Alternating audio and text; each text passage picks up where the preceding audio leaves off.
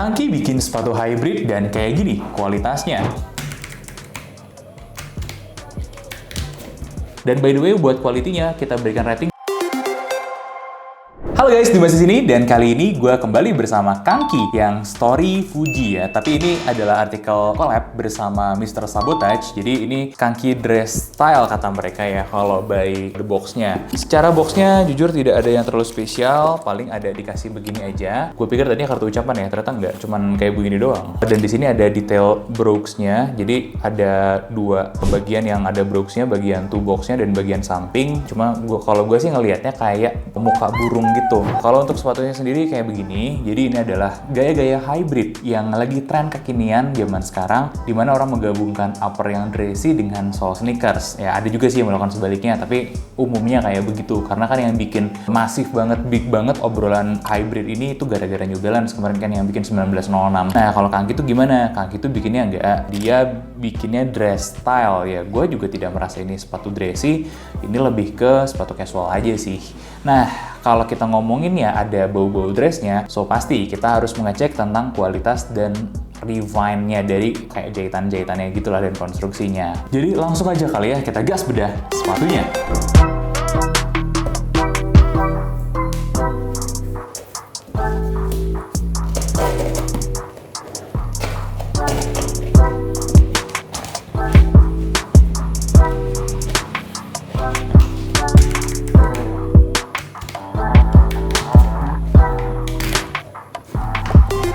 Dan ini dia Kangki Story Fuji X Sabotage X Staple.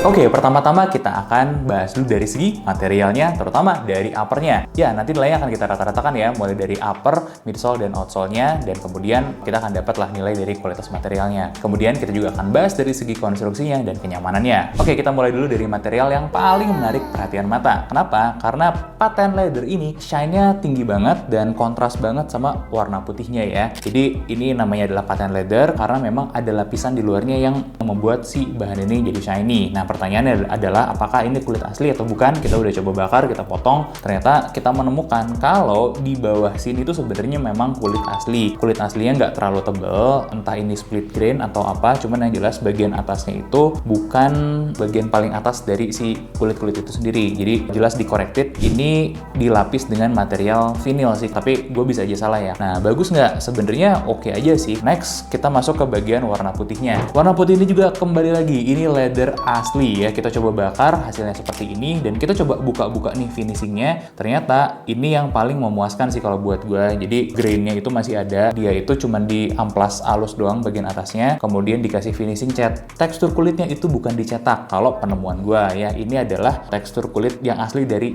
sananya. Gokil sih. Nah kalau kita lihat nih ada satu detail lagi yaitu logo Sabotage di lidahnya. Ini adalah kulit asli juga, kita udah coba bakar ya. Ini sama kasusnya dengan yang putih tadi, tekstur kulitnya memang temuan kita sih bener ya, memang aslinya seperti itu. Pori-porinya juga kelihatan kalau kita tarik ini setelah kita kelotokin finishingnya. Jadi dia itu sebenarnya leather yang warna hitam, cuman nggak tahu kenapa dilapis lagi sama finishing warna hitam. Itu yang gue kurang ngerti nih. Terus di sini kan ada logo Sabotage-nya, logo Sabotage-nya juga yang memang kayak gold foil gitu. Kalau kita ngomongin liningnya, ini adalah material yang begitu mirip kalau bukan sama dengan yang dipakai sama Asics generasi terbaru. Nah FYI aja kalau kalian pernah ngerasain sepatu-sepatu lari terbaru sekarang, lining paling enak itu ada di punyanya Asics ya, material yang kayak gini nih. Touch feel-nya juga sangat lembut sekali, bener-bener berasa premiumnya. Sedangkan kalau kita lihat dalaman-dalamannya sebenarnya overall semuanya tuh proper sih. Kalau buat lining bagian dalam ininya bukan yang bagus ya, masih yang bahan fabric biasa. Kemudian ada busa juga di tongnya, busanya juga kayak begini doang di dalam. Ini busanya tidak terlalu berasa. Sisa yang lain sih ini pengeras. Gue sebenarnya cukup seneng dengan material-material yang dipakai di sini, cuman memang beberapa bukan yang paling refine aja sih. Makanya gue ngasih sebenarnya ratingnya 7,5. Beberapa catatan aja, ini tuh ada minusnya.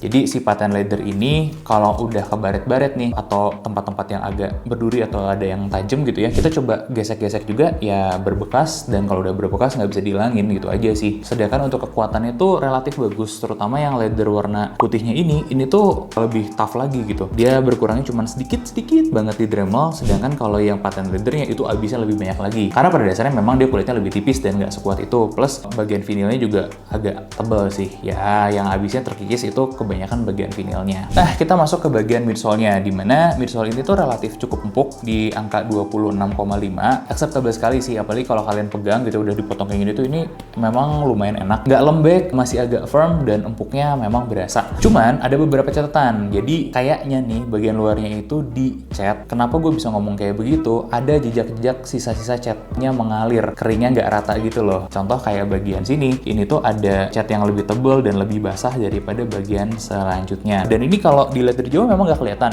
Tapi kalau kita perhatiin kanan kiri tuh memang ada. Gue lebih suka warna hitam ini sebenarnya daripada warna putih atau warna krem dari Kitadake yang pakai sole kayak begini juga, karena kerut-kerutannya nggak terlalu kelihatan dari jauh. Nah, kalau dilihat dekat sih memang sama, kerut-kerutannya ada begitu. Nah, itu aja sih. Dan dari segi material, menurut gue sih sebenarnya pemilihannya udah cukup oke, di angka 7 dari 10 lah ya buat rating kita. Ya, cuman itu aja, sayang aja sih dari segi kerapihannya. Kalau kita ngomongin outsole-nya ini juga ya oke gitu. Karena dengan Dremel selama 30 detik ini tuh berkurang 1,7, dan untuk rubber ini tuh udah cukup baik. Sedangkan kekerasannya juga relatif bagus ya. Kita dapat angka 47,5. Ya, gue sih mengapresiasi gitu ya, dengan kekuatannya kayak begini, ini sudah sangat cukup buat hari-hari. Tapi apakah bagus banget atau durable banget? Jawabannya enggak, tetap aja masih kalah lah jauh dari kelas-kelasnya kayak Continental, Vibram, kayak gitu-gitu. Jadi ini kita berikan rating juga sama 7 dari 10. Dan rata-ratanya untuk material itu 7,1. Gimana dengan konstruksinya? Pertama, kalau dari segi lem, gue tuh sangat mengapresiasi Kangki itu, mereka sangat bagus sekali ya pengelemannya. Terus kalau ngomongin strobe stitch-nya juga relatif rapih ya, selalu ada konsistensi. Cuman yang enggak itu adalah di bagian upper-nya. Di bagian upper-nya ini kelihatan jelas Kangki itu tidak terbiasa dengan material leather. Ya gue nggak tahu nggak terbiasa atau memang lagi kejar tayang ya. Kerapihan itu sangat-sangat jelas sekali terlihat tidak samanya. Mulai dari potongan-potongan pola, kanan dan kiri itu bisa beda. Nggak signifikan, tapi kalau kita lihat itu bener-bener kelihatan. Kalau ada unsur-unsur dressinya, ini akhirnya jadi fatal gitu ya. Karena kalau untuk dress shoe yang bagus, itu kita harus rapih. Meskipun itu hybrid ya, menurut gue tetap kerapihan itu jadi nilai plus kalau mau dilihat sebagai sepatu yang punya value dressy. Kemudian kita lihat juga jahitan-jahitannya kentara sekali, tidak rapihnya. Bahkan di beberapa titik tuh ada terpampang nyata. Contohnya kayak di bagian ini nih, di bagian lidahnya ya, itu terlihat sekali tidak rapihnya. Buat kalian yang OCD parah mungkin akan notice masalahnya apa? Mereka pakai benang putih di permukaan hitam, itu yang bikin kelihatan banget, dan benang hitam di permukaan putih, jadi kontrasnya begitu kerasa. Nilai eksklusifnya dari material-material yang dipakai itu jauh sekali turunnya menurut gue, di mata gue ya. Bayangkan ketika Kangki bisa bikin ini semuanya dengan sangat rapi sekali, pasti eksklusivitasnya jauh lebih terlihat lagi. Itu sih, jadi bukan menyalahkan, bukan menjelekan, tapi yang mungkin memang Kangki belum terbiasa aja sama material kayak gini. Dan gue juga suka dengan penggunaan brogues-nya di sini. Jarang banget ya ada sepatu sneakers lah ya sebenarnya di lokal itu yang kepikiran buat membawa brogues ke ranah seperti ini. Ini tuh jadi detail-detail yang sangat menarik sebetulnya ya. Jadi untuk konstruksi sebenarnya tuh gue pengen ngasih lebih, dan gue juga agak gimana gitu kalau mau ngasih kurang, karena yang paling core-nya itu bagus, dia bener gitu bikinnya. Yang paling core-nya itu dari upper ke sole, dari alasnya ke sole itu bagus. Jadi gue kasih 7 dari 10 sebetul-betulnya. Kemudian terakhir nih, kenyamanan. Nah, kita ada 2 tester untuk sepatu ini yang bergantian buat nyobain sepatunya, bahkan udah nyobain untuk berdiri lama. Kesimpulannya, ini harus upsize ya. Kalau kalian biasa pakai 42, kalian harus upsize ke 43, dan begitu selanjutnya.